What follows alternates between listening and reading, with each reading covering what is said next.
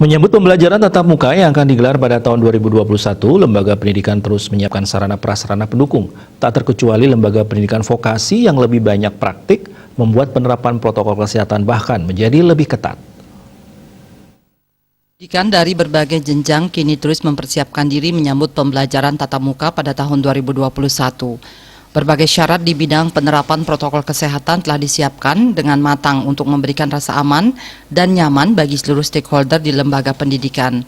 Tak terkecuali lembaga pendidikan vokasi yang perkuliahan prakteknya lebih dominan daripada tatap muka. Direktur Politeknik Negeri Bali, Nyoman Abdi mengatakan, penerapan protokol kesehatan di perkuliahan praktek justru lebih diperketat karena berpotensi berinteraksi langsung.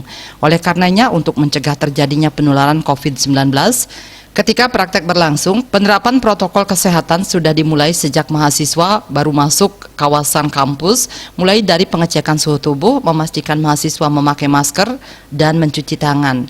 Selain itu, untuk memastikan prokes diterapkan dengan baik, kegiatan perkuliahan praktek juga diawasi khusus oleh dosen.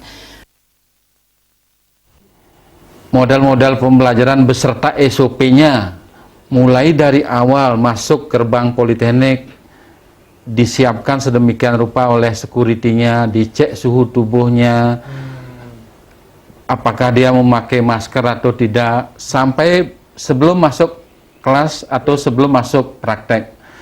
Di sana juga disiapkan bagaimana mahasiswa itu sudah dihandle dengan baik oleh pengajar atau tenaga-tenaga teknisi yang menghandle perkuliahan praktek.